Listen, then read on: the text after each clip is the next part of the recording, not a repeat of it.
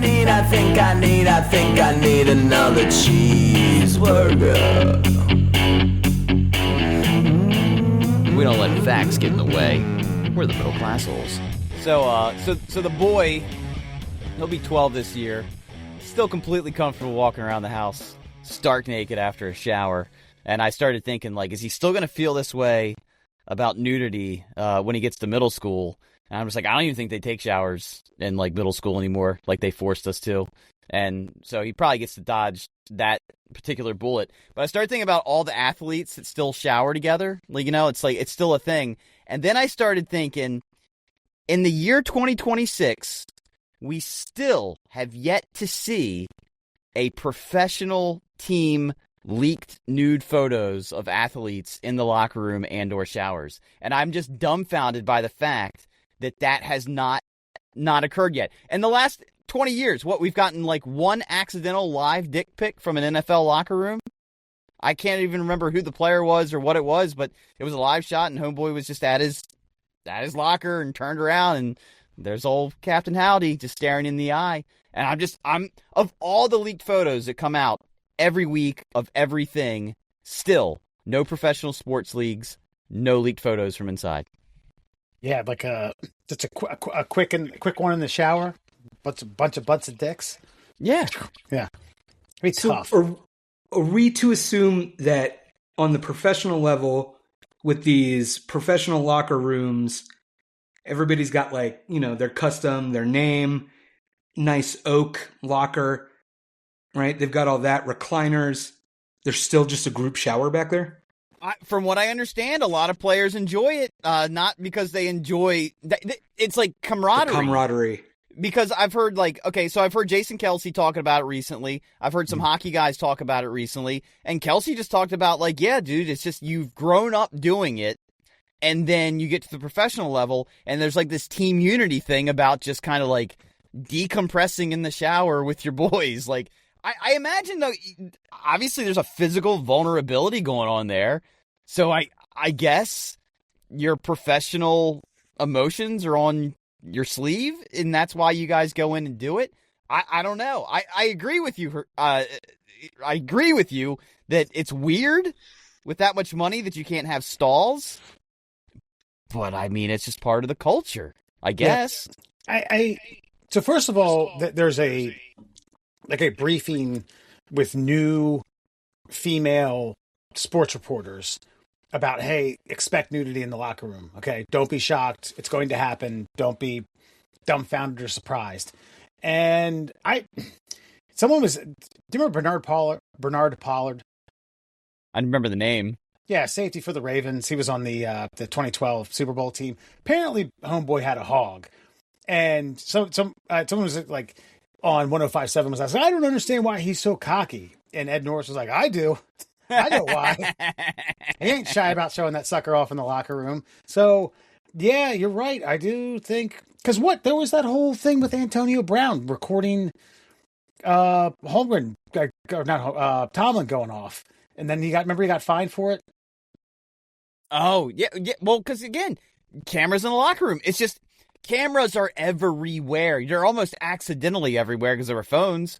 And the fact that, I mean, talk about a lockdown situation that it hasn't occurred. I mean, I know everybody's waiting for, like, the female locker room, but there's female professional sports just aren't as big as male professional sports. So there's not as much kind of accidental access to it. But the amount of, like, just, I don't know, even interns that end up with press passes, like, not trying to sneak a shot, it's just amazing that it hadn't come out. And those guys, I mean, I guess they're just not shy. Like I said, they've been doing it their whole lives. There was a funny, like Barstool interview going on, and they called a hockey player, and he was just talking about how, like, yeah, man, we're in there, we're helicoptering, making each other laugh, we're doing this, we're doing that. And then they talked to a baseball guy, and it's like, yeah, the Caribbean players are just fucking wild. They have absolutely no shame. They might grab you once or twice. Like, it's just a thing. It's just a thing. And again, nothing's come out. And we're also, you know, college sports. So you're not just the professional ranks. I'm sure there's camaraderie going on similar to the professional ranks. And again, you know, I know that the coverage of college sports is just as, or, on par with, professional sports. But again, you're going to get some intern, you're going to get some like beat writer who's still living with mom and dad, living paycheck to paycheck. And I'm not saying these people are perverts and like, Right. what, I'm going to make it big with the fucking dick pic. But you're right. Yeah. I do think that just, how has that not slipped through the cracks? Well, we got Justin Verlander, but that was his own, that was his own doing. Yeah, but that was private time. That was like, what was that? That was part of the fappening where like the iCloud got leaked, and that was like Kate Upton's. That was her feed. It just so happened he was in there. And look, bottom line, he was fine. He didn't have anything to worry He's like, about. I'm not ashamed of anything. Why would you be? You're 6'4", handsome. You have a 100-mile-an-hour fastball, and you have a fucking division sign. But by the way, just speaking of like thinking about like they don't have individual stalls for themselves or anything. The interview that I heard with the hockey guy, I guess he got injured or something, so he was out of the game early. But then he heard that the boys were getting in the shower, and he's like, nope, I took my stuff off and went back down to the locker room, jumped in and joined them. So I'm just wondering what these conversations are like at that level. I mean, I don't know. I mean, I think I've only seen one of my friends' penises, like really lifetime, which is Humble brag. and it was because they were peeing outside of a apartment complex and somebody walked out the door and he had to spin around, and I just remember him going, "Sorry, Murr." Yeah. We were eye to eye, and I was like, That's also confidence right there. Sorry you had to see that, brother. He gave you You'll the be all right. Yeah. Well, listen, if we're talking like old school, like sports code of bros, camaraderie, I guess if you get caught trying to leak a pic, there's got to be some towel snaps involved, a couple swirlies. You're not making it out of the locker room with any photos, or being blackballed from sports journalism for the rest of your life. Or you'll never be let in another locker room again. But I feel like there's got to be a lower level person who doesn't. That's not their concern. Like they'll make all their money off of the picks that they've got of the 2027 World Series champions, like piss drunk in the fucking showers, just with their goggles on and nothing else. Like a sports reporter, Mr. Skin double agent. Yeah, yeah. Right. I feel like there's been so many like lower level celebrity like that have gotten their shit leaked online, and the fact that there's no professional athletes out there, it's I tip my cap to that entire community that deals with them, because they've all been fairly honorable. It's kind of amazing. Yeah. I mean, also sports writer versus professional athlete, you're going to get your ass beat either way. True. Fine. True. Yeah. Financially, physically. Yeah. Professionally. Yeah. I imagine though, like, I mean, are there any there can't be any micro penises in the professional ranks. I imagine if you're that skilled at just something that athletic, like, God couldn't have missed one area of your body. This is how we get a press pass for next season. We got to go inspect. All the. Just here to check on penises. We're doing scientific research, professional athletes and penises in the locker room. Yeah. So you're right. It's about 1.5 in every 10,000 males have it. Global prevalence, yada yada. Breaks it down by region and by country. So yeah, I mean, I don't know. There's a whole thing about. I mean, remember they were shocked to find out in the last 15 or 20 years that there were gay professional athletes. Like, oh my God, how could that be? How could they have done that? And I disagree, man. You're right. They wait till everyone's done, then they go in. Why would they wait? It's fucking buffet time. That's a good point. No, I meant like the micro penis. But this also lends itself to a much larger. We've talked about this before in the podcast, but maybe we should rehash it. It's been much larger, probably for a much larger issue with just male locker room etiquette at a gym, at a YMCA. But it still baffles me how some men haven't got the memo about stop chilling, stop having a conversation. Stop lingering. Don't go to the sink after you shower with a towel over your shoulder and start grooming. Right. Just What's laying a the fucking balls pants? on the edge of the sink. Yeah. I think you're ruling out mental illness and perversion, though. I think, like, the ones that do it know what they're doing. They get off on it in some way, shape, or form. They're gonna, like, remember the grimace you were making, and that's just gonna be right in their memory banks later on that evening. The one time I wanted to... Old grimace. I was going to say interject, and you guys were going to make a joke, so verbally interject. Was at a place I worked had a gym and showers in a locker room. One worker was finishing up his morning workout. Two guys that he worked with were about to start theirs, and he had sandals and a towel over his shoulder, nude, and was talking to him about work as they were disrobing, getting ready to put on gym clothes to go to start their workout. And I thought, man, like, I don't know how close you all are, okay? But even fringe friends, all the way up to my best friends, okay, are gonna be like, put some fucking boxers on, dude. Like, stop chilling and chatting with me. This can wait for 30 seconds. Yeah, if we're not okay with the professional athletes, I get it. You guys are all from a camaraderie standpoint. You've all gone to battle together and all that horse shit. So yeah, that's a little different. But yeah, if the battle's in the fucking conference room, yeah, I don't know if that necessarily requires cock and balls. The trenches of corporate America. Yeah, right. Yeah, Worst water cooler talk ever. Yeah, and there was a fraternity brother of ours who regularly went to the gym, and he said he caught some dude doing an air dryer underneath.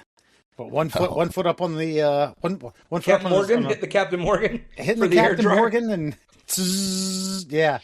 And it was a portable one. He didn't have to plug it in, at least, but he thought that was fucking creepy. It's creepy, but it's a good move. I'll say that. I mean, if you want to, avoid some trench crotch, that's a solid move. But that's something. Out. Yeah, that's something I do on my own time. Not communal time. That is definitely a faux I'm pas sorry. of sorts. The YMCA is a no fucking hairdryer zone. Sorry. I don't care. Don't worry, I brought my own. Hey man, can I get in on that? You got enough wattage? Yeah, can I get shorts on that? Listen, I still have the imagery of a man who's got to be dead by now. I must have been like 10 or 12 years old, and we had gone down. Statute of limitations.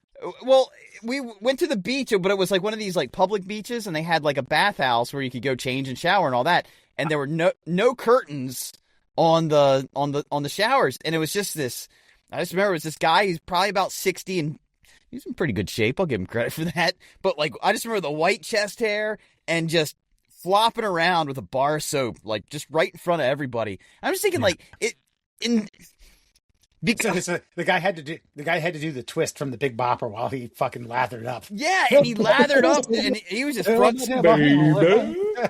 and center, just right there. And I just remember kind of just maybe I was probably gawking as a 12-year-old, like, what is going on? Is it set and setting that makes it not a criminal offense? You know what I mean? Like, if a grown man showered in front of you, like, and I feel like there would be some sort of like law enforcement involved in the year 2026, but because it was like 1992 and it was at a public bathhouse, it was fine for a grown man to be showering in front of a child. Do you think he brought his own Irish Spring bar? Or was that there? I definitely don't think it was communal. Yeah. Like two long hairs on the soap bar? Yeah. But no. One thing I have... He had a special tool to like pop it off the soap rack. There we go. Yeah. But what I will say, and this probably says more about me than it does about him, his bar of soap washing technique I still use to this day. Wow. Wow. I was mesmerized because at that point we were a washcloth family, and I remember watching this 60-year-old man, rather chiseled, by the way. I don't know if I've said that already, but he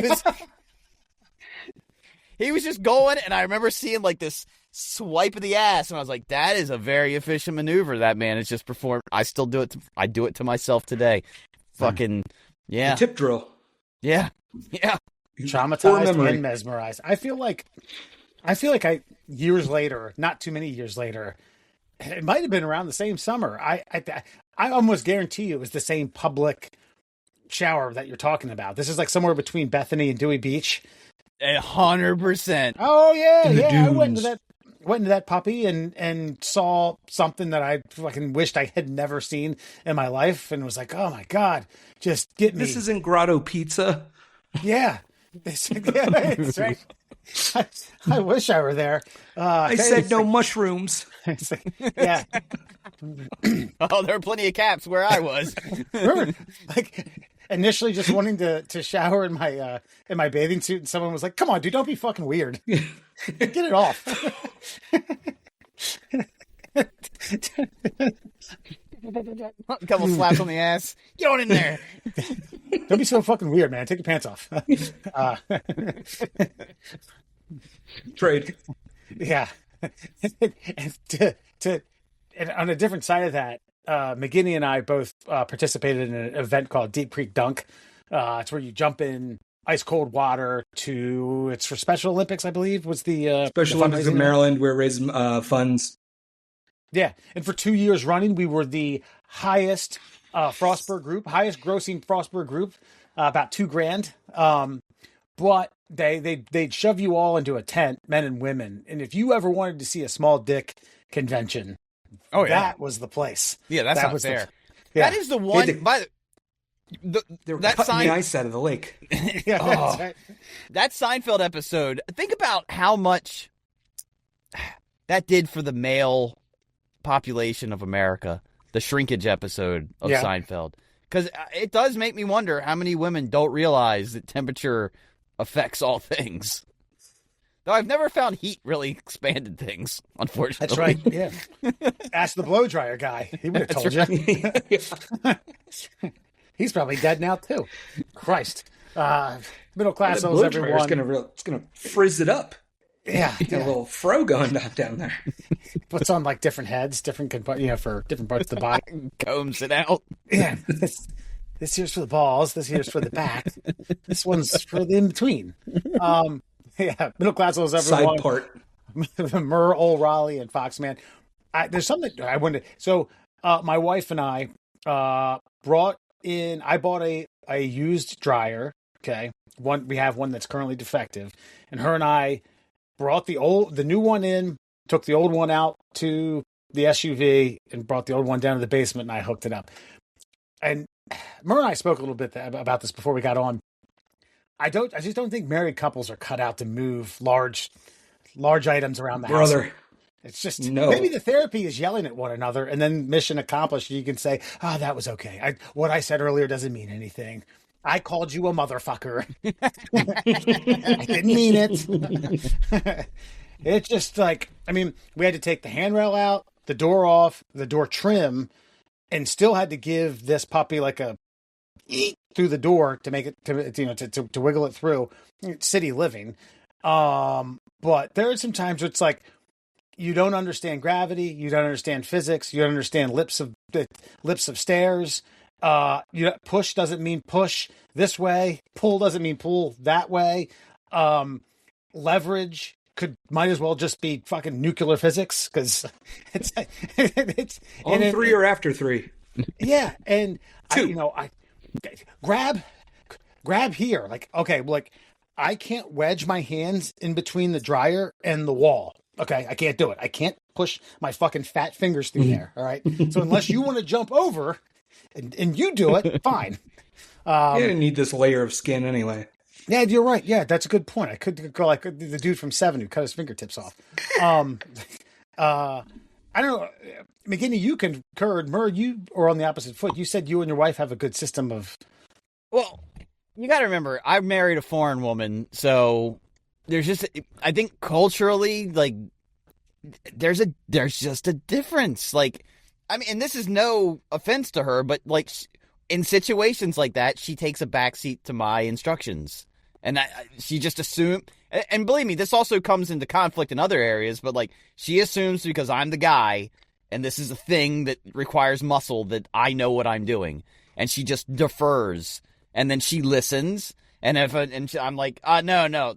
The first effort is always bad, but then once she understands all of my instructions, so it's a lot easier when both people are following just one lead. I'm not saying my lead's always correct. She'll sometimes like say, well, what if we did this? And I'll contemplate it, but she'll wait and let me contemplate it. And then it's like, all right, let's try that. And then we do. But see, I think American women are so used to like the feminist perspective of like, I must inject what I have to say all the time as well.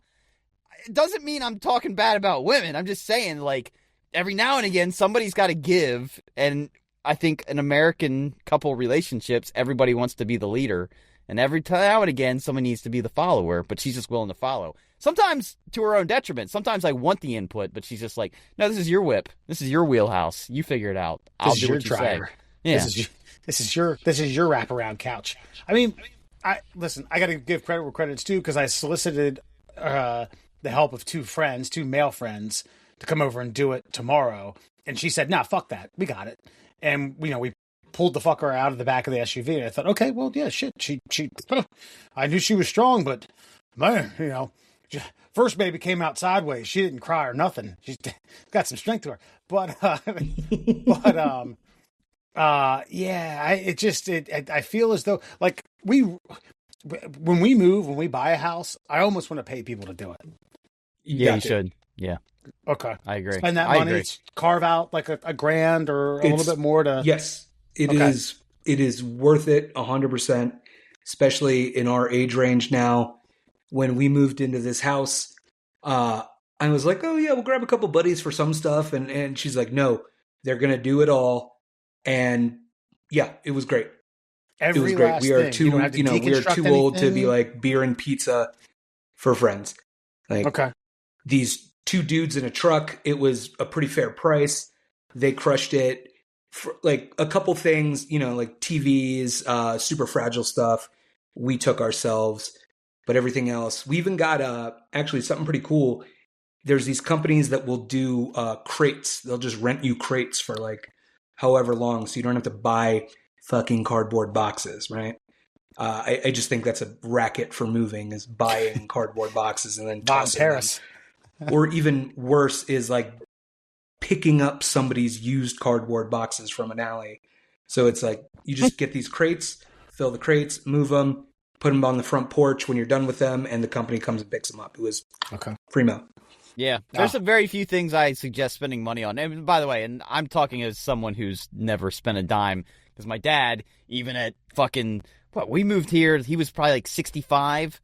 That son of a bitch outworked me. And I was just like, I'm never doing this again. If I ever have to move, I say he'll be too old to help me, but that son of a bitch should be 85, fucking carrying an armoire down 3 flights of fucking stairs. But yeah, no, I will 100% pay somebody like half a year's paycheck to fucking get me where I need to go. What are those contraptions where you, like, it almost creates like a little pocket around, like, just above your crotch? You can carry things more. I've got some of those. They're like straps. You put them around your. Oh, those straps. Yeah, dude. Yeah, carrying washing machines around. Dude, you put them around like your forearms, and then you like you're pushing your way through the thing, and it just magically rises up. Yeah. It's wild. Should have got the ShamWow guy to fucking sell that. Yeah, I can do it. Running for Congress, I think. That's right. In Florida. Texas, even better. Yes. with the reconstructed tongue, right? Yes, because he had his. Yeah, he had his tongue. They sewed a ShamWow in it. Do you know that? Do you know what happened? Absorbent now. Do you know what happened with Vince Offer? Did we talk about this? Unfortunately, yes. We do know like the lore. Yeah. The prostitute bit his tongue because he tried to tongue kiss her. I respect the prostitute. Yeah, that's like the old from Dirty Work, the Saigon whore who bit my nose off. Hey, Mitch, you got a new nose. Thanks. Best $200 I ever spent. I've never seen so many dead hookers in so many trunks. Lord knows I have. Oh, great Norm Macdonald story. They're still trickling out.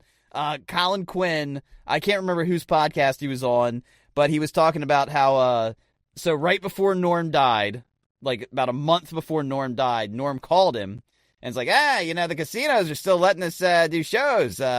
we should book a bunch of shows for casinos. And Colin Quinn, apparently with the same agency, is like, I don't know, Norm, I don't like doing the casinos. Like, but they're letting us do it. No masks, nothing. Just let's book them. I can't do it. I can't do it. So Colin Quinn books all these casino shows, and then Norm dies. And he's like, like, you think he. Yeah, no, he's like, oh, I know Norm. Norm totally knew he was gonna die. He just wanted to fuck with me. So Norm told me to book all these shows. Yeah. Yes. He's like, Norm definitely knew he was dying. So he was his last joke to me. I know he's laughing wherever the fuck he is. So yeah, great. It's been like 5 years since he died. So it's like maybe more. God damn. Yeah. Look at schmuck doing shows at Harrah's. Fun fact: I fall asleep every night listening to old Norm Macdonald bits. I put it on my phone, and then I let it go. September 14th, 2021. 21. Okay. So it's been 5 years. Fuck. Also, I feel like that Netflix show of his was a little underrated, no? Oh, what? Norm Macdonald has a show? Yeah. It's great.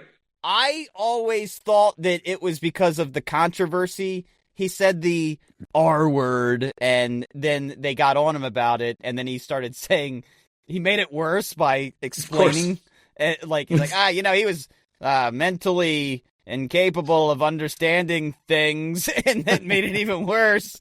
And then I thought that's why the show didn't get picked back up, but then come to realize that no, Norm just realized he was going to die before he could film another season. That's the same because he was, he's always pushing it, right? And that's why. You've seen that story about why he got fired from SNL. Yeah. Oh, yeah. Because he kept making the OJ jokes, and like one of the somebody in the C-suite at Don NBC Ohlmeyer. was boys with OJ, and they told him to cut it out, and he just like kept pushing it every week on Update. The first joke he made after that meeting was after OJ got acquitted. The first joke was, and. Norm Macdonald, this is the fake news, and it's official, folks. Murder is now legal in the state of California. Yes. Yeah, you tell a guy like Norm Macdonald to cut it out. It's a surefire bet that that's not happening. So. No, All right. We are going to take a quick break. We will be back with Friend or Foe in the year of the crack. Not the good kind. Well, actually, probably the good kind, depending upon what your addiction is or your flavor. New season of The Wire? That's right. We'll be back. We're living in uncertain times, and sometimes it can all just feel like it's too much to handle. So what do you do when you don't have anyone to talk to? Sure, there's plenty of mental health apps out there, but insurance doesn't cover them, and you just can't afford it. So what do? Well, that's why here at the Middle Class Holes, we're a strong proponent of help. What's help? It's simple. Just walk out into the street on a rainy night and start screaming help at the sky. We guarantee someone or the authorities will show up and have a long, deep, possibly dark conversation with you where you can get out all of the anxieties and troubles that are ailing you at the moment, and maybe a few that may or may not exist. It's up to you. Use help however you please. It's free. No insurance necessary. So try it out. Just scream help, and some white lady will either confront you with uncontrollable rage, or she'll call the police for you. Because with help is on the way. All right, here we go, everybody. Time for Friend or Foe. Going to read a news story to you. See if you agree or disagree. Friend or Foe, is 2026 the year of the crack? Well, Tiana Taylor already had her attention when she hit the 2026 Golden Globes red carpet in an ultra-sexy custom black Sharia Pelly dress, I suppose. Then she turned around and lo, the crack is covered in diamonds, she said on the e-carpet. Indeed, Taylor's LBD. What is LBD? Mm-hmm. What is LBD? Luscious booty. Little big donk. Ooh, okay, I'll deal with that. Any which way, and as you can see in the picture here, encrusted in rhinestones, topped with a ladylike bow. But the look, is it wearable? in real life. Amelia Gray seems to think so when she took off on the runway in the Los Angeles, whatever, the fucking stupid fucking goddamn Variety fucking story. Bottom line is 2026 the year of the crack? Now, if you're all aware of like cleavage, this is butt cleavage. That's what they're trying to say. They're trying to say that butt cleavage, showing your crack as a lady, is that going to be the new sexy trend of 2026? And I'm not sure if I agree with this or disagree with this, and that's why this is tonight's Friend or Foe. So, the question is, friend, butt cracks, yay, or foe? No, we all know where this leads to. This leads to muffin tops. This leads to universal yoga pants. This leads to butts you don't want to see on the street, because once everyday Americans take on the thing, it ruins it. Matt, I'll start with you. I'm going to go friend. Oh, you're going If for we're the talking butt about, if we're talking about throwbacks, if we're talking about trends, you're telling me butt cleavage is back.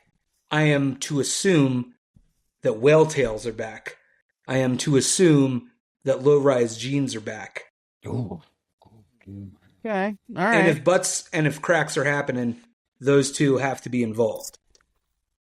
So, let it roll. Okay, all right.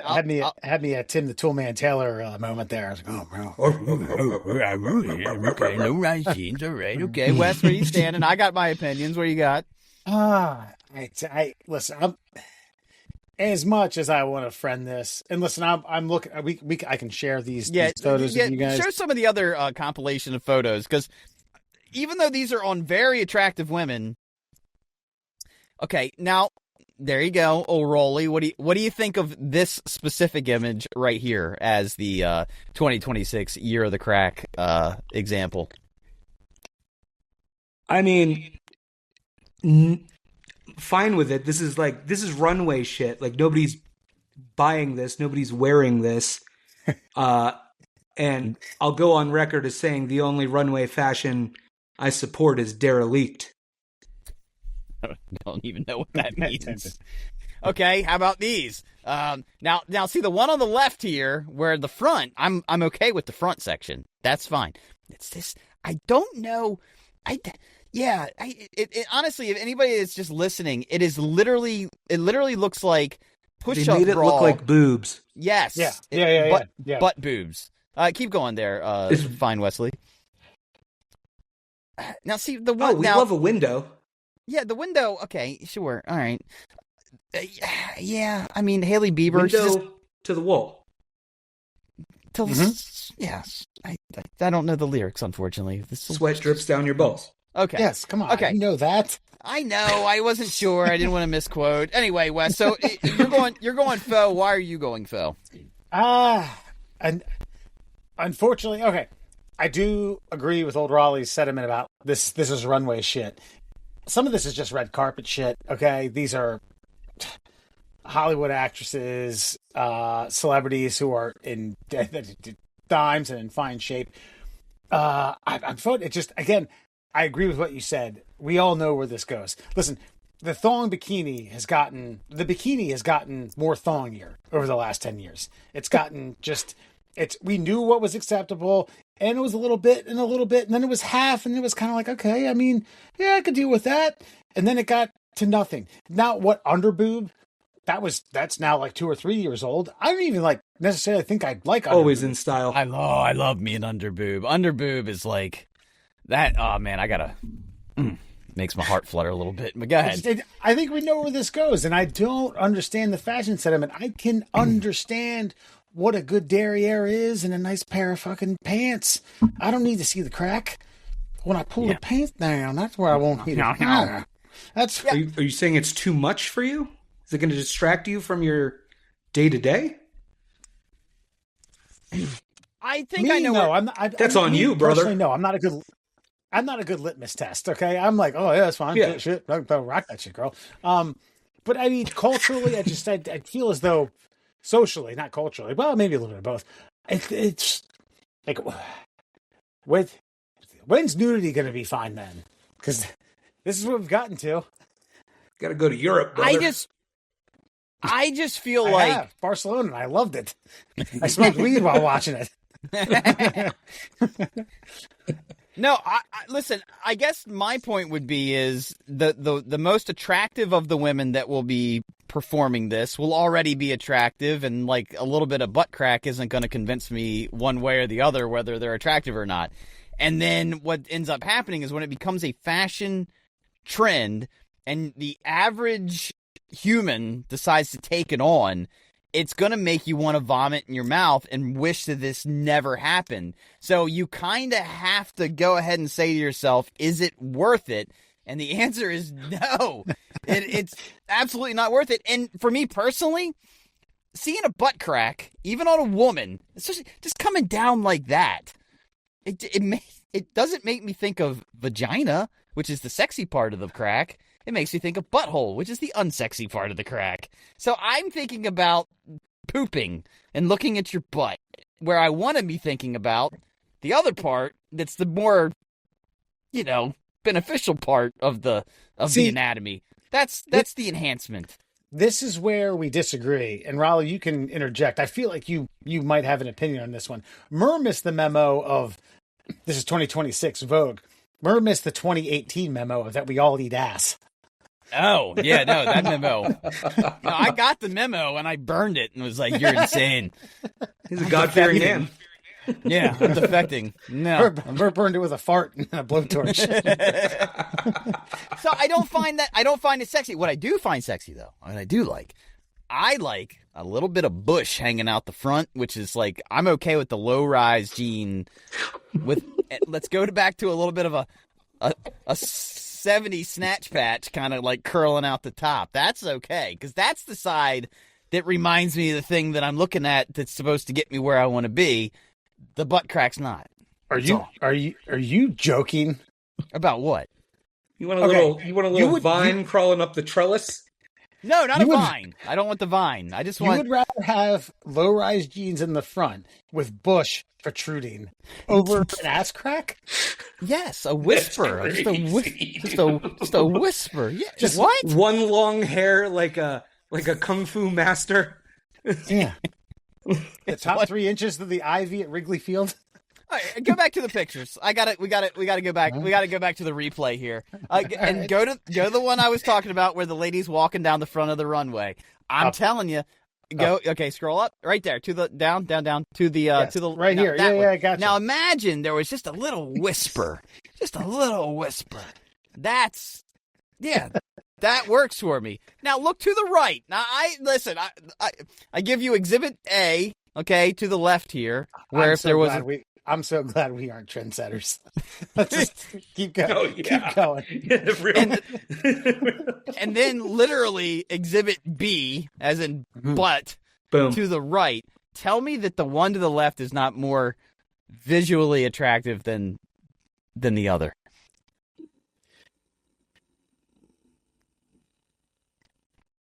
Okay. There's some aesthetics that I like more. Simply because that looks like Catwoman just cut more of her fucking her outfit out. The one on the left reminds me of the early 2000s low riding jeans. Yeah. Although I don't like these. I don't know. It's like grandma pants that they. Yeah, I agree. I don't care about that. But I'm just talking about the denim. fit. The butt bustier. Yeah, butt bustier. That's a good point. But listen, yeah, the left is more aesthetically pleasing, but the second you put 80s fucking porn showing trim on that, I'm out. I'm bing. I'm gonna find you a TikTok page that you cannot deny. That's all I'm gonna say. There's gonna be a TikTok page that I give you that comes to you, and you're gonna be like, all right, maybe the lad was on something here. Okay. Oh, Rollie went dark on us. What the hell? Jesus, we might have to. Going to change to his butt crack jeans right now. Hold on, I got an outfit for you guys. But I will say, thankfully, the foes have it. 2026, from the male perspective, by the way. And I don't want to hear that like, I like the way I look. Yes, queen. Don't give me that horse shit, because you don't sexualize me. You're making a sexualized trend a trend. But the foes have it. We don't want it. And that is your friend or foe. All right. We're going to take a quick break. We'll get Ole Rollie back on. Technical difficulties. Fun Fact Friday. And before you go, we're someone who's going through driving, instructing school, smoking weed. Got arrested. All right, we'll be back. Intelligence, of which you have none. Obviously, we're dealing with the superior intelligence. And now, Fun Fact Friday. All right, ladies and gentlemen, let's get to it. 5 fun facts for you fuckers on a Friday. It is Fun Fact Friday, brought to you, of course, by our very many sponsors. We've got, let's just do 2. Let's do our main 2. Let's do our tried and our true. Let's do the Shin Splints Recovery Group. Of course, you can find them on Facebook if you've got any pain below the knee and above the ankle. Shin Splints Recovery Group has plenty of bullshit scientific information for you. Medical knowledge provided by individuals around the world who just won't take a fucking break. And, of course, our other sponsor, Flat Earth Science, Advocates for Truth. The Flat Earthers are going to have something to answer for when the Artemis missions take off here in the next couple. Now, they are pushing back our moon landing until 2028, but they plan on three moon landings in 2028. Right now, What are you talking about? There's going to be a bunch of moons with the year of the crack. I mean, it's it makes sense. So it'll all work out, but let's get to it. 5 fun facts for you on a Friday. Did you know in 897 AD, during the Cadaver Synod, Pope Stephen VI exhumed the rotting corpse of his predecessor, Pope Formosus, dressed it in papal robes, propped it up on a throne in the basilica, and put the dead body on trial for heresy. The corpse was found guilty, had its fingers cut off, and was thrown into the Tiber River, where locals later claimed it performed miracles before the whole event was hushed by the church. So they exhumed the body, put the body on trial, found the body guilty, cut the body's fingers off, threw it in the river, and then everybody said it performed miracles. A little more detail on said miracles. You're not going to get them, but what would you like to ask?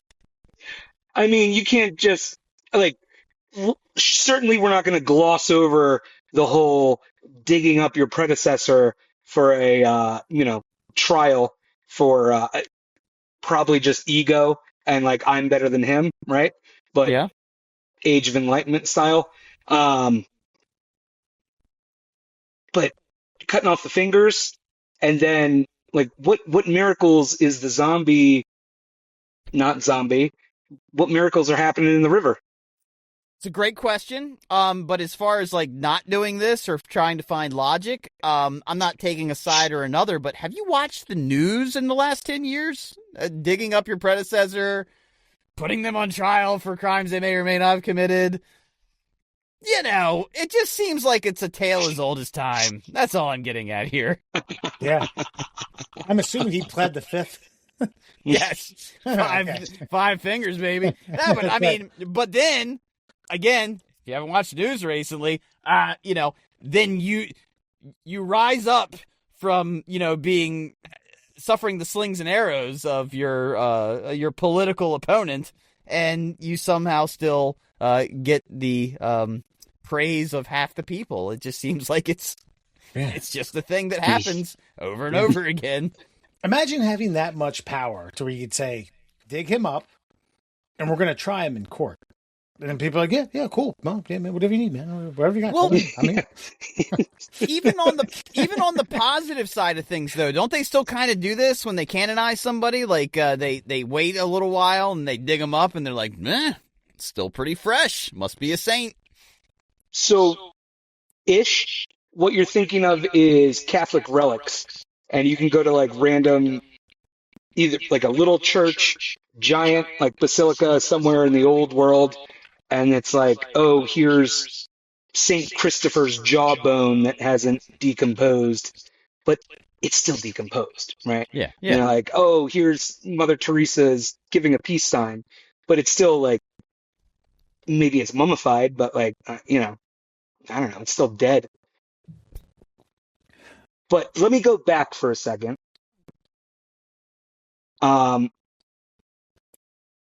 If every story has already been told and we're just retelling through the ages, is this the original version of Weekend at Bernie's?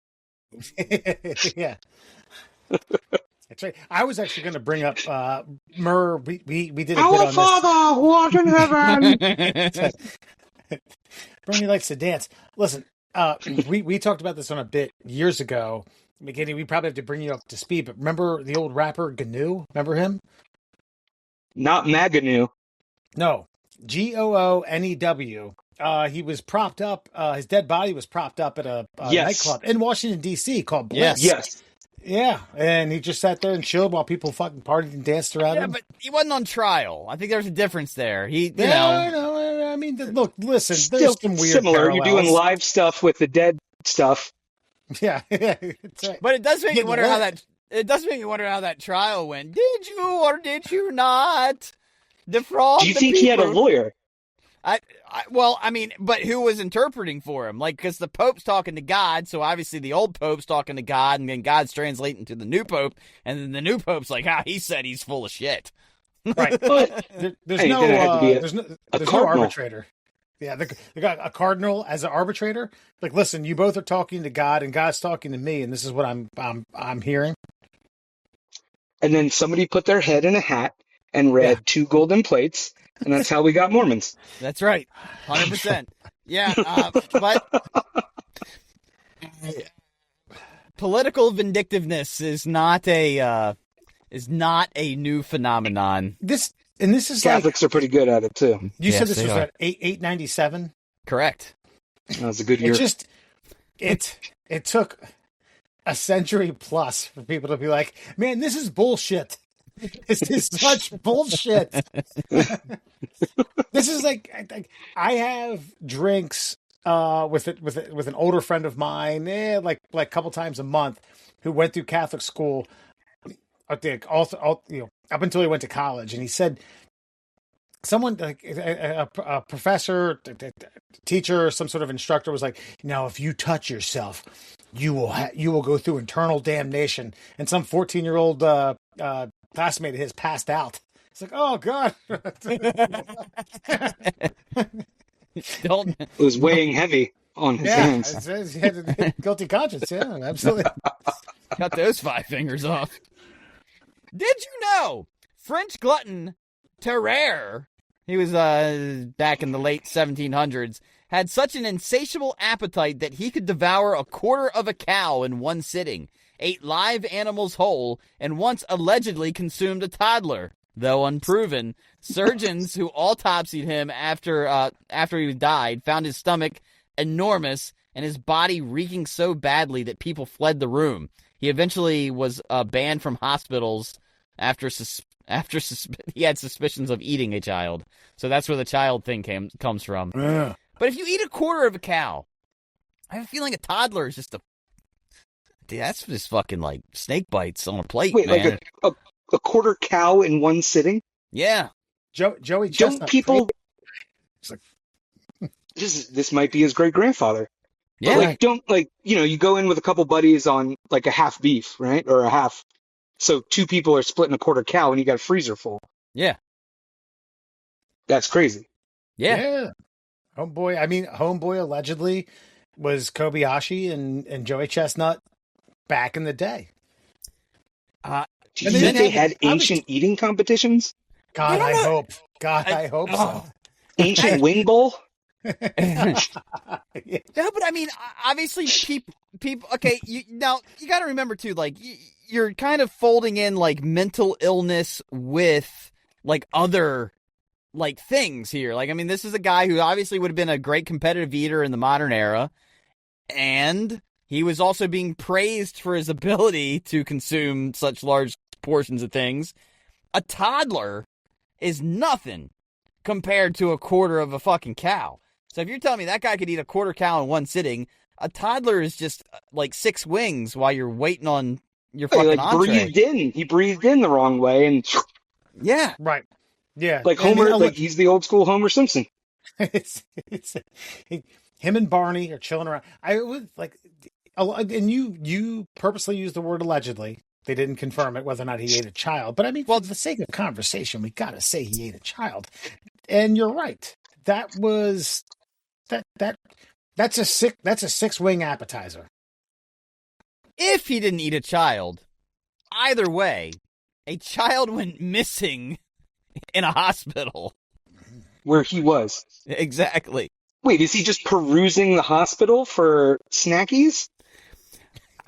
Look, there's people out there. Is there a vending machine around here anywhere? Yeah, what year was this again? 1700, late 1700s. So we'll say like 1780 to 1800. Okay, so no cafeteria, Yeah, no vending machines. no Where's Jello. that theory? Yeah, no Well, automat. And you got a guy who's been championed his entire life of like, that guy can eat anything. Give him all the foods and see what he can do. I mean, you Wait. go over. Villagers would come from far and wide to watch, pay 2 bits a gander to watch him eat stuff. It says he ate live animals whole. Wow. What? No Yes. wonder he had to go to the hospital and get treated.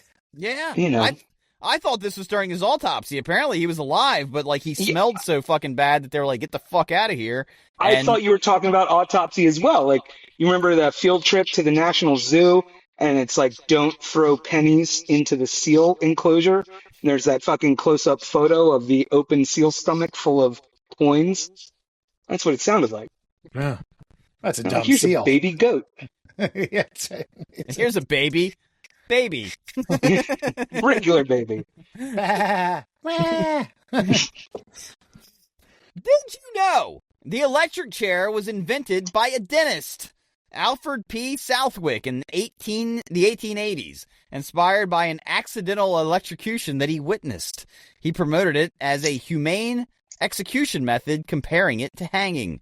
New York was the first state to adopt it. Damn. Doesn't go into depth as to what was the accident. That I'm curious about. Well, I think there was if I remember my history correctly here, Tesla and Edison were going back and forth with DC and AC, and they tried to electrocute an elephant. No, they did electrocute the elephant, and they were like, Tesla is an irresponsible piece of shit. But, like, they kept doing it, I think. It happened more than once. And people were like, we think Thomas Edison likes electrocuting animals in front of people. Yeah, because Give me that. I don't think the elephant died right away. I think they had to keep doing it, and No, it kept going. and so and then that you guys are out of the experiment. Fuck it, I'll do it myself. No, but that set AC back like a long time until Correct. like Westinghouse got involved and was like, we think we can work with you here. Because like otherwise we would have like a giant power plant like every mile, like along. Brother, Yeah, how it much would've been- time you got? Yeah, Free flowing energy from the ether. that's right, brother. How many elephants you got? But so yeah, if we're not incorrect, then like that's where this came from, and apparently a fucking dentist was there one day, and fucking was like, strap some motherfuckers to this chair, that'll work. A human ain't an elephant. But yeah, I still feel like, I don't know, I like the electric chair for the reason of, I think you got 3 tries, and if you didn't die, then you got off. Wasn't that the rule? If I'm not mistaken. Wait, like you got off, Like or if, like you get to leave? no, like if they pulled you the didn't trigger, die, yeah. you didn't die, and they're like, all right, fuck it, and they're like, fuck, and then you lived, and it's like, all right, I guess this guy's like touched by God. I guess he gets to fucking keep going. And Is that I a think rule? maybe I watched a bad movie. I don't know, but I feel like that was a rule. Like it was cruel and inhumane, and if you got to survive all the cruel and inhumane bullshit, then you got to thwart the death penalty. You might not have gotten out of jail, but they weren't gonna. I mean, come on, man. How many are your fucking? How fucked up are you after they fucking pull the lever 3 times? Oh yeah, you're probably fried, right? Yeah. Yeah, I would assume you have to like have help to pee and eat and everything like that. Yeah, that's Just wheel them up to the window. But I think, and then the wall next one. I think Murr just enjoys the fact that there needs to be loopholes in certain things like this. Yes, absolutely. Loopholes are the American way, 100%. That's why You we gotta have tell me laws. if you're a cop. Yeah, well, That's not true. I've Found out the hard way. Yeah, they're allowed to lie to you, by the way. So there's that. Little chestnut kids. Murr in Just too Oklahoma. That trusting. was lovely. Yeah, that kind of pisses me off that they are allowed to lie to you. Like, I don't know. Like, I see it. You know, if you're in an undercover situation, like, there has to be a way for you to, yeah, you can bullshit. But, like, regular cops should not be allowed to lie to you. Right. This is the law. It's not the law. I'm allowed to do this. Special episode on this topic alone. Yeah, and that's why I love and hate the auditors, man, because I know they're right, but God damn, I fucking hate them, but I also hate the cops that are in the videos. It's such a fucking guilty pleasure both ways. I didn't know what an easement was till I started watching those videos. Who the hell? Back off, Burkhart. Am I free to go? Am I free to go? Am I being detained? Am I being detained? That's right. Did you Why know? are you filming? Because I can. Sorry. Are you in public? Are you in public? It's a public building. It's a public building. You're a public servant. This is private property. No, it's public property. Well, okay.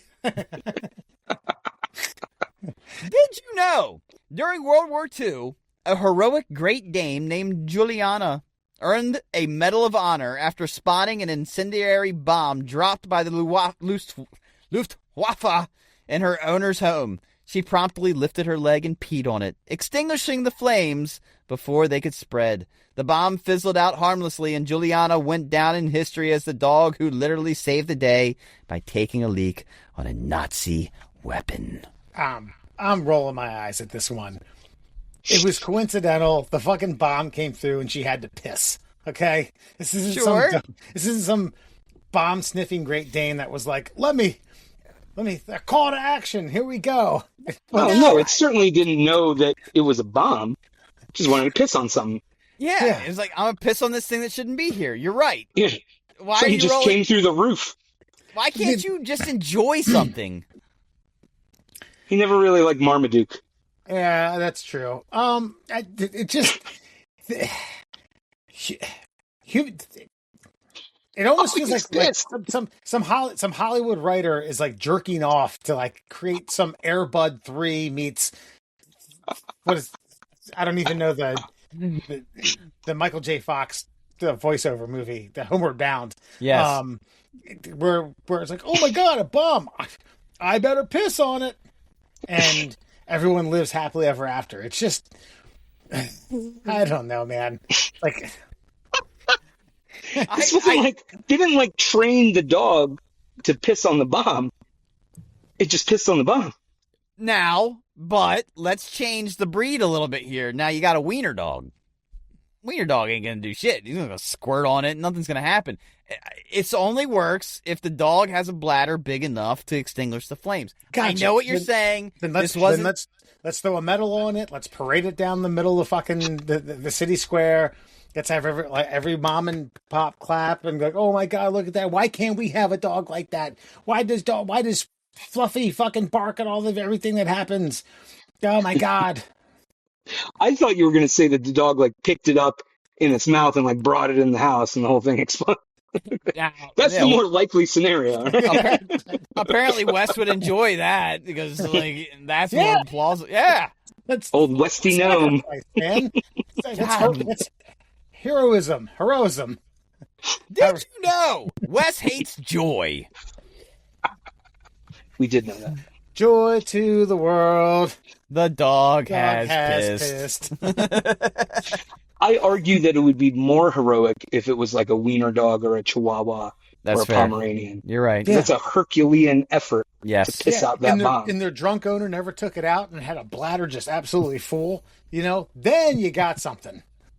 Also, hold on a minute. Pissed on the bomb. So are we talking like an Acme, Rocky and Bullwinkle circle bomb with a fucking wick coming out of it? Yes, that's exactly what we're talking about.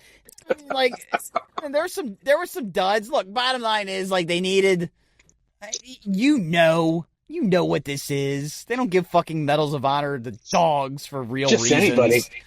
Just any Yeah, dog. it's not true. They did for dogs who the dogs that were sniffing out bodies at Ground Zero. Okay, I would like to do this, though. I would like to go back, and what was the historical significance of dogs in this era? Because I got a buddy who served, and he was like, listen, dogs in America are much different than dogs in Afghanistan. Like, dogs in Afghanistan are not like, oh, come here. No, they'll rip your fucking face off because there's like 5 of them that are hiding and 1 of them that shows up. They're not domesticated like dogs are in America. They're just feral dogs. Yeah, and so We got those here. Yeah, but they're fewer and further between than like other nations. So I would assume that at the time they were like, "Hey, Great Dane's a big dog. We should really use this in some capacity." Blah blah blah blah blah.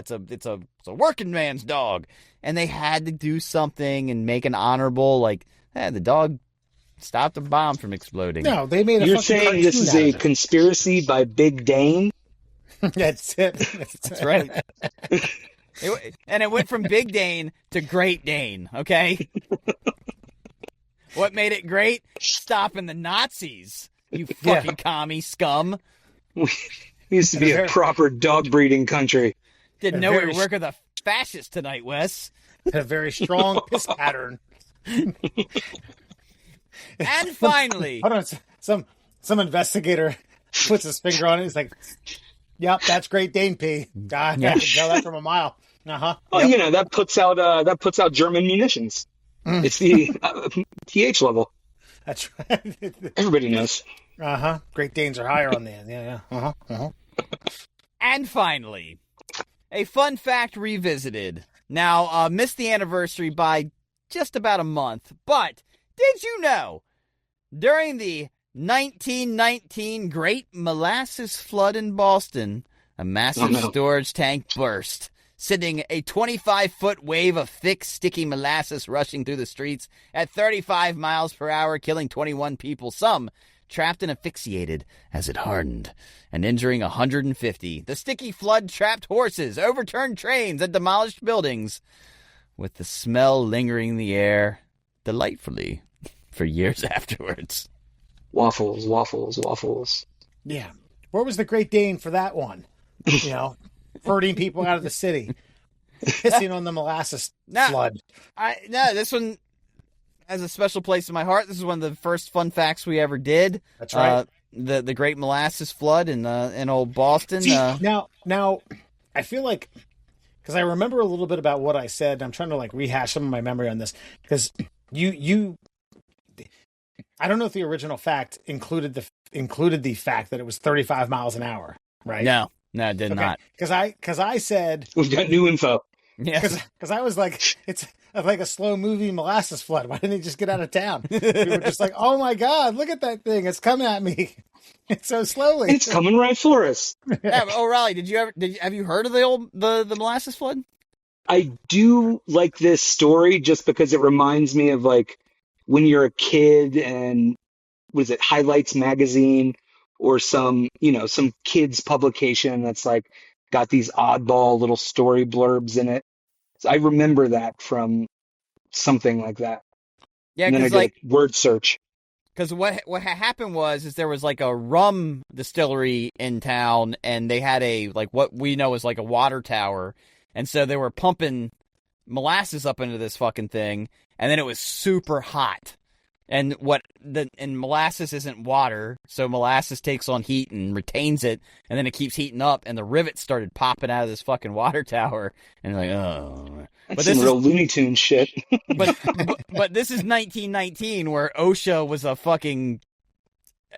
a conversation that had not been had just yet, and so when this fucker went down, pow, Gonski. Also, this is a very American version of Pompeii. Yeah. Right? Yeah, it's like, oh, this city covered in ash. Everyone, like, from the old volcano. And it's like, a bunch of syrup that went through town. Got all the McGillicuddies and the Johnsons. I almost wish I had an ancestor who died in this. That way I could tell that story. Old great grandfather Fox tried his best But got eaten up by that molasses. I'll tell you though, man. Wes will never go to a fucking Waffle House. Say, go, run now. IHOP, I'll never. I mean this literally. I'll run. If I'm gonna die in this thing, I pray to God I die in literally the first wave. Because, dude, you wait for it to settle, and you're like fucking chest high and fucking molasses. Well, also you get clowned on. Like, people will mourn the first wave, but then they're like, "Oh, fucking Murd just stood around and waited." Right. Well, I wasn't standing. I was fucking stuck, man. It's fucking sticky. Then it hardens. And then think about the flies. Think about 1919 flies. Well, I was about to say, can you imagine contracting the group to clean that up? Oh my God. I'm actually surprised. Just a bunch of Irishmen. Yeah. Popeye motherfuckers. Forearms. We know you just finished building the Transcontinental Railroad, but come on over here with those hammers. Mm-hmm. Yeah. Oh yeah. I saw that. Yeah. Now, I mean, I'm trying to think. What's the procedure on this? Do you heat it up and get it liquefied, and then you can? They got all the Italian marble workers and just started chiseling away. Should have created some statues. You know. I don't. What do you do? Statues. What do you? I mean, honestly, what do you do? I mean, obviously, the people that got trapped in it, like, you just talk to them until they fucking pass out, I guess, and then. Oh yeah, I mean, it's not going to melt, right? Because it's already hot, and then it's getting into winter, and then you've got your long 1919 winter. Probably fucking sucked. Imagine it's like just everybody ends up like Jurassic Park, like mosquitoes just fucking trapped in amber. I guess, old fucking Mr. McGillicuddy's now a coat rack. But I guess if you're just trapped to the hip, you just start licking the ground. I guess you stay alive for a while, less than sugar and a little bit of sustenance, and look like a crackhead. Maybe just wait till you thin out a little bit and then walk away. Just shimmy out. Yeah. Yeah. Well, you would think that they could have been saved by the town horses, right? Just like, yeah, they got trapped. Where were the horses? The horses were trapped in the flood as well. Oh, poor bastards. Yeah. Not Bummer. That, my friends, is your Fun Fact Friday. All right. Think about it. And today, before you go, we instruct all of you not to smoke marijuana when you're in driver's ed. A driver's ed student was pulled over for a defective brake light and poor driving. The officer spoke to the driver, and they could smell cannabis. So here's something I want to ask you about. So they conducted a drug wipe test, which he failed. I know what's a drug wipe test. What are you wiping? Yeah, no. What are you wiping? Are you wiping the steering like a wheel? Swab? Are you wiping the nose, the gums? What are you wiping? All right. Because wiping. That's how they, that's what the old TSA does, right? The airport, they're like, you have the fucking residue on it. Okay, fair enough. Okay, all right. So the but it's driver, usually for like gunpowder or like explosive shit at the airport. So I don't know how they're doing a wipe test on a traffic stop.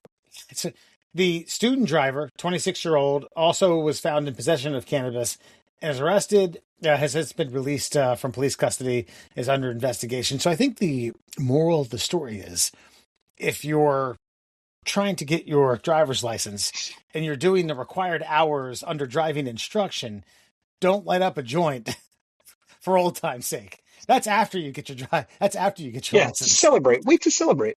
Right. Well, give it a couple hours. He got pulled over. Take a blunt ride with your buddies. Hold on. Yeah, what do you get pulled over for, though? A defective brake light and poor driving.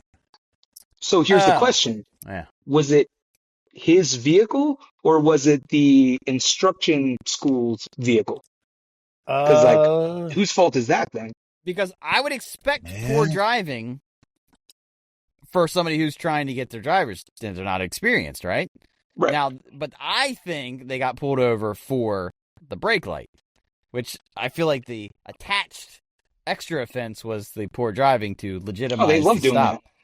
So I think, and I've said this before, and I've preached this for years, I think everyone should have the opportunity to get blitzed on a substance of their choice and take their driver's license test.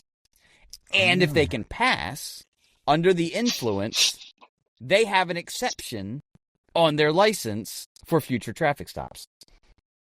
What, like you get out of DUIs in the future? If you have taken a DUI official driver's license test, you find your baseline where you are still an attentive driver. Let's say your number, just you specifically. Let's say you can blow a fucking .2, and you still can parallel park. You still put your blinkers on. Still do your 3-point turn. Motherfucker's got a 0.2 on his fucking license, and cop pulls you over. He needs you to blow, sir. 0.2. Well, fuck me. Have a good night. You know what? I don't hate that, because, like, how far off is that from 80-year-old Uncle Elmer pushing the caddy down the fucking road at 20 miles an hour, right? Thank you. 100%. Yep. Well, that's funny because it was not Uncle, but it was Grandpa Wes who was pushing the caddy down the road.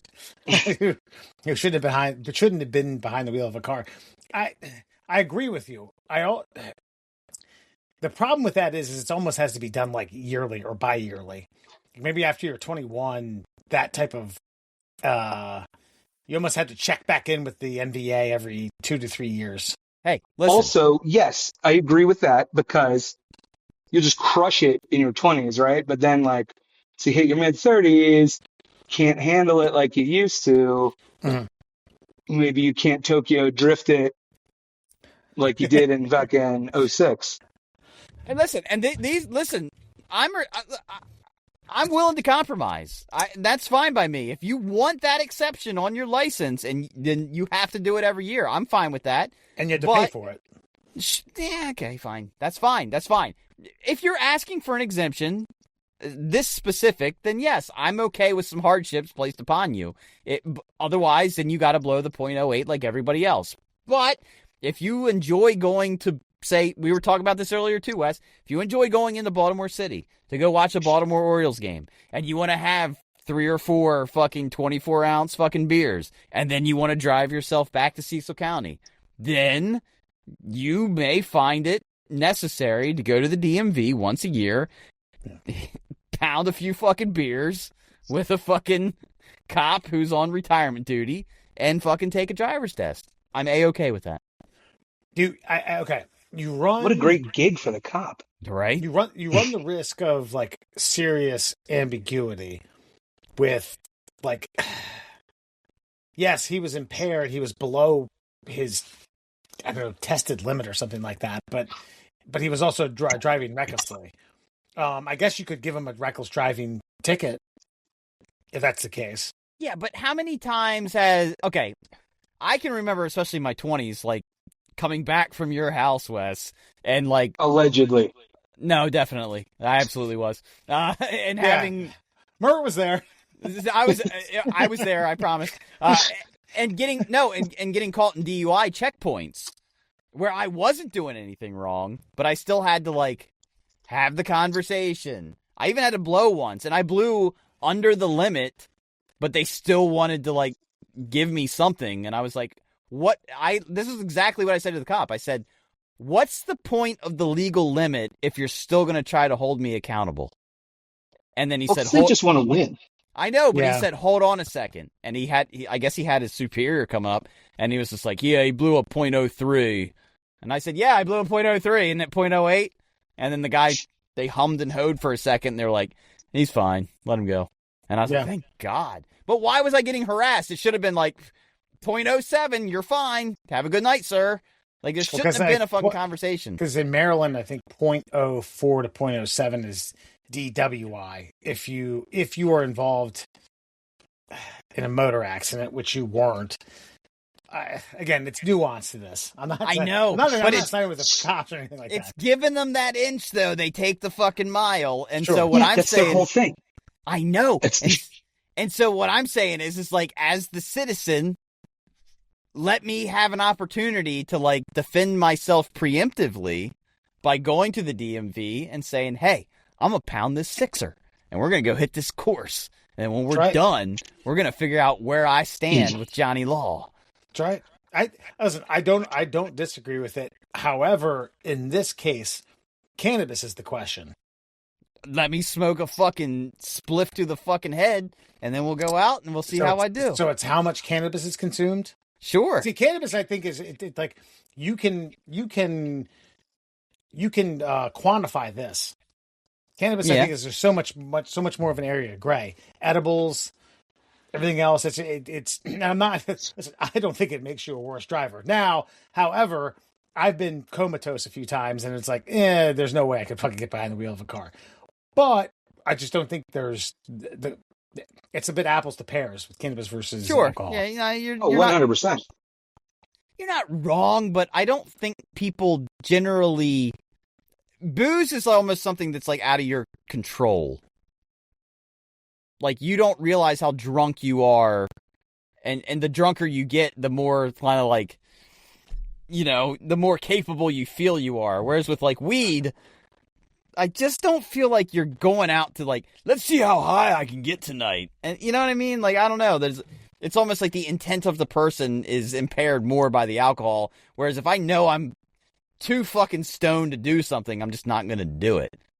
Yeah, but you're also, I guess you're bringing a lot of like something with like personal responsibility into this. And I mean, maybe I would trust somebody who had a couple beers at happy hour to get home rather than somebody who just chiefed a blunt by themselves. But I feel like the person who chiefed the blunt wasn't like, they didn't have anywhere to go. I got nowhere to go, man. They're going to 7-Eleven and they're going back to the dispensary. Okay, yeah, back and forth. Yeah. No, I do think they need... I've always said they need to come up with a good like field sobriety check for pot so that... I think they have that. I think they have that now. No, I think they have like, you look like you... Or they have... They've got something. I don't know if it's good, but I think there's like a test now, no? No, I don't know that there is. I think they just leave it up to the discretion of the officer, which is like really not Bullshit. A good idea. Yeah. No. Yeah. By the way, I'm going to leave you on this. This is the last storytelling time. Then we're going to close the show out. So McGinney was with me and our buddy Nick, driving from our fraternity house to Sheets after a party to go load up on some carbs and driving back. But I said I was too drunk to drive. Nick, who I think had been drinking all night, was like, I'm good. Gets pulled over doing like 45 into 30 and is doing field sobriety tests. And I'm trying not to look out the back window, trying not to pull a 180 and be conspicuous. And I remember I was like, God, man, do you think he's all right? And McGinney was already half done his sub. He was like, oh, I don't know, man. No one on his sub watching our boy get, and he failed two. I'm not getting my meatball parm taken away and put into evidence.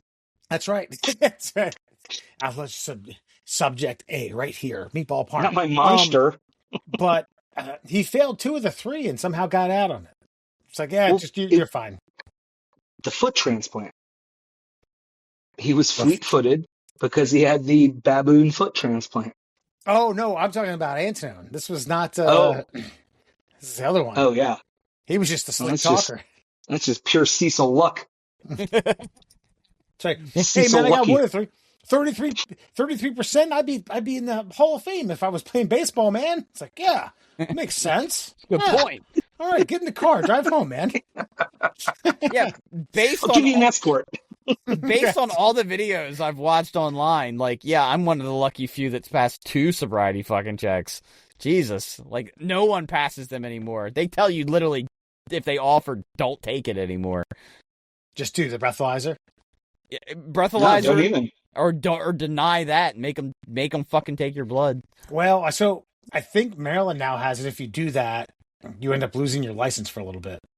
Wait, what? That's the problem. Yeah. Yeah, no, you automatically lose your license. You get if you refuse the breathalyzer? Yeah. Yeah, and then they take your license, they give you a paper certificate, and then you can drive on that until your day in court. But yeah, you've technically lost your license, but you are still allowed to drive. It's coercion. It's like an admission of guilt in some capacity, which is... It's molasses, if you ask me. Yeah, goddamn right. It's a sticky situation either way. That's it. All right. You can check The Middle Class Holes out on all your social media platforms, Instagram, TikTok, YouTube, and Facebook at The Middle Class Holes. You can email us at tickleourtummies@gmail.com. That is a legit email address if anyone's curious. We'll be back next week. Ole Rollie's going to join us for a St. Patrick's Day extravaganza. Don't know what we have planned. Go. I don't know what we have planned, but whew, boy, the confetti could blow up at any moment. The pipes are calling. That's right. Oh, Danny boy. Maybe we just play House of Pain on the background the entire time. Let's go. We'll go through our top 20 Irish-ish songs. Irish-ish. Right. And we'll get pipes, to 5. And their bombs. I think that's Northern Irish. Sorry. All right. We'll see y'all next week. Take care.